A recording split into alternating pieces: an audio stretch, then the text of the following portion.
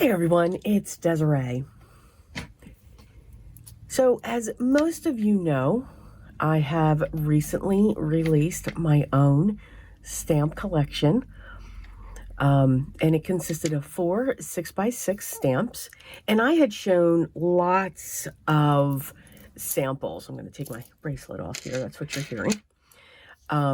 Lots of samples when it came to these cards. These cards are very much Zen-inspired art.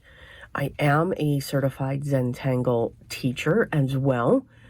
But these just all have these tangles that are growing and blooming. And for those of you that may have missed the premiere, and I'll try to have it linked up here or down there, one of those places, it'll definitely be linked.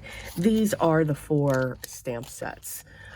So we have a Tangled Christmas, which is a beautiful Christmas ornament with tangles just encasing it.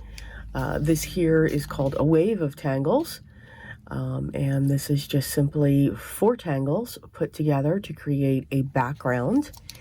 And then we have our mandala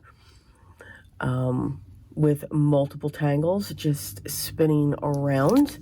And then we have finally a tangle in bloom. This is the one that I'm going to be working on today. And some of the samples that I showed,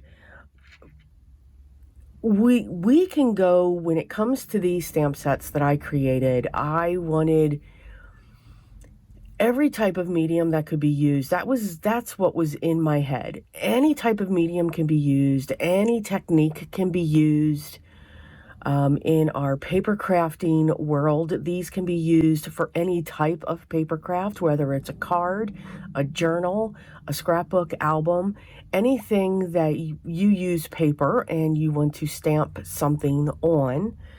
And they can go from the most basic and simplistic techniques to the most detailed and, I'll say, monotonous, many layers and so forth of techniques.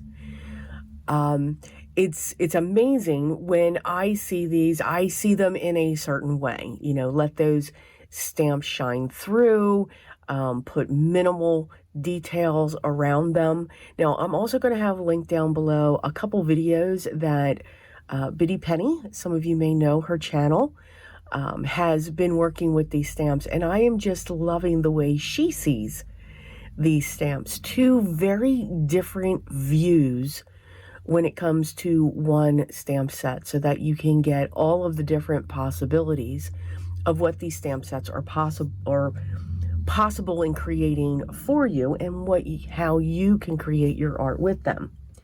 So many of my samples just show the graphite just coming around and accenting that piece. Of course, this is the Tangled mandala.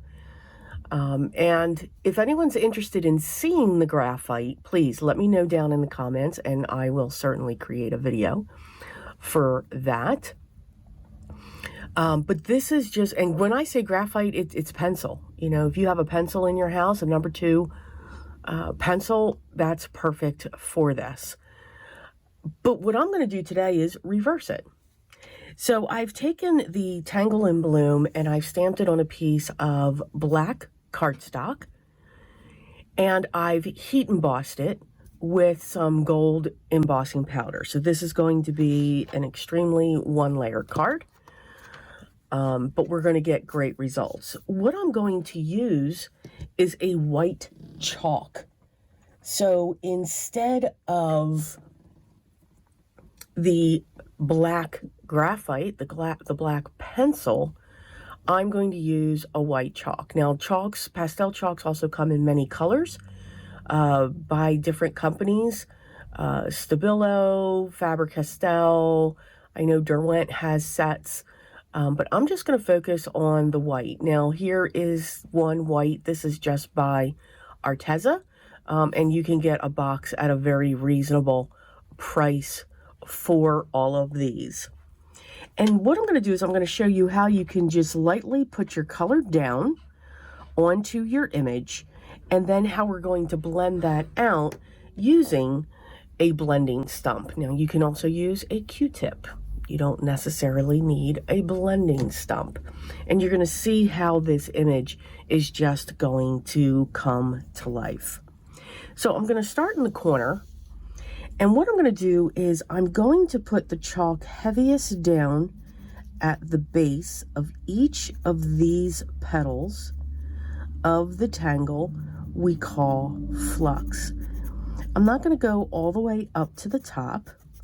Just going to stay towards the bottom and just putting a light amount. As the flux get larger, I will come up just a little bit higher in those areas to add the chalk.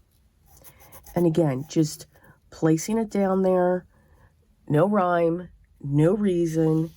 We're not coloring in like we do with our colored pencils. We don't have to worry about it being perfect, which I think is wonderful, because the blending is going to do all of the work for us. And isn't that what we love most? All right, so that corner is done. Now I'm going to focus on the larger one. I like to get all of my chalk or graphite down at once. And we're going to do the same thing. We're just going to scribble in, it's a technical term, just scribble in some chalk down at the bottom. And just fill these areas in.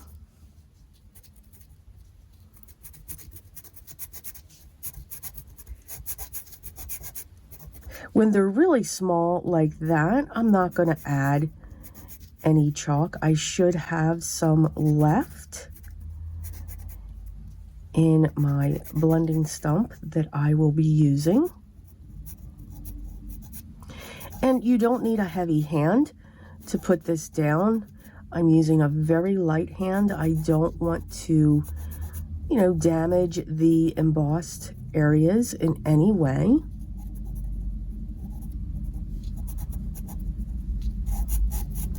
This one I'm going to come pretty far up, and I want to make sure I go around that one flux that's coming in over it.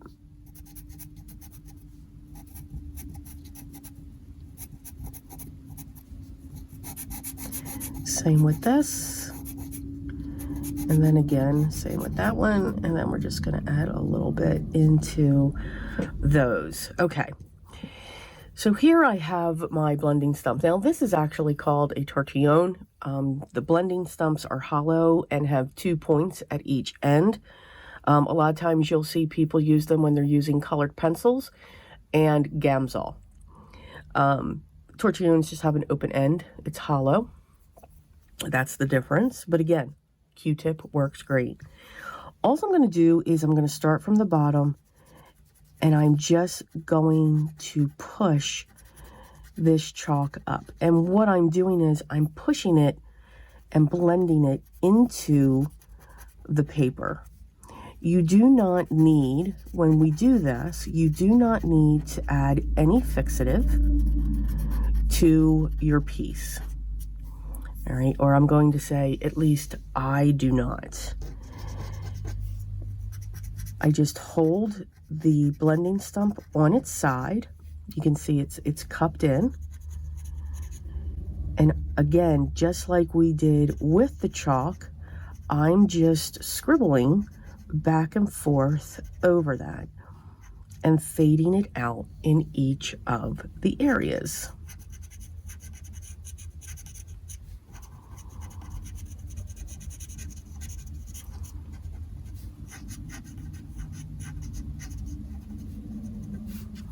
So that is our corner, and you can see how we've got that 3-dimension now, that look that we have. Now you can certainly get the same look from colored pencils. It just takes a little longer because, again, you're applying different pressures when you're working with your colored pencils. But you can get the same look. So if you have a white one, you can certainly use that as well. And you can see I'm just going back and forth. I'm not losing the luster of my embossed areas. And if you weren't able to get into the final, you know, those fine areas, because there is a lot of detail that I've put into all of the stamps. Yes, they were all drawn by me with a very fine pen. So we've got a lot of detail work when it comes to these.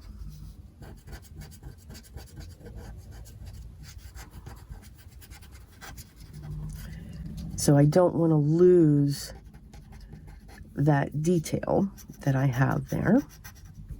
And again, this is done with a very light hand. You don't have to add a lot of pressure.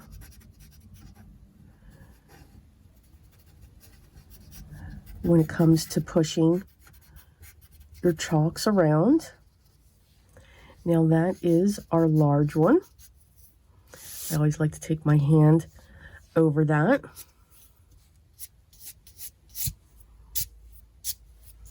You get a fine brush as well. Now with the white chalk that's left on my tortillon, I'm just going to go under the sentiment just to add a little bit of shadow. As strange as that sounds, we're just adding a little bit under that. And if you want to add more, you can certainly just add a nice line, nothing too fancy. And I'm going to come this way. And then we'll go under happy.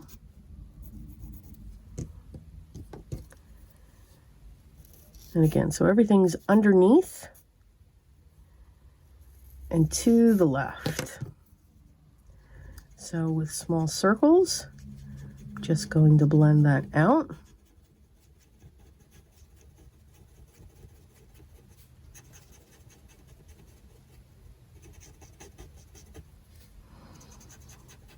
And we're just following the lines of our sentiment.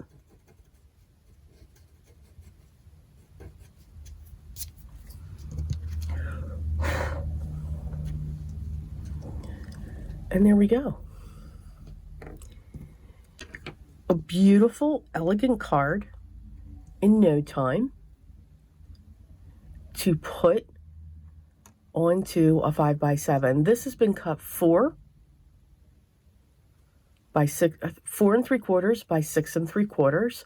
So you can see just how much real estate the Tangle and Bloom covers. And it does come with this corner piece as well. You can add a few gems to this. And let's see what our final card looks like.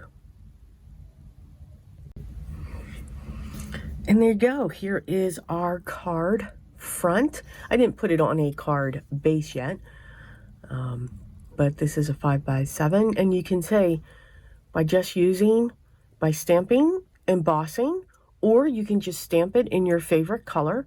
But because it's on black, wanted to have that pop of gold, we added just some simple white chalk. Again, you can use, if you have a white colored pencil, you can do that as well.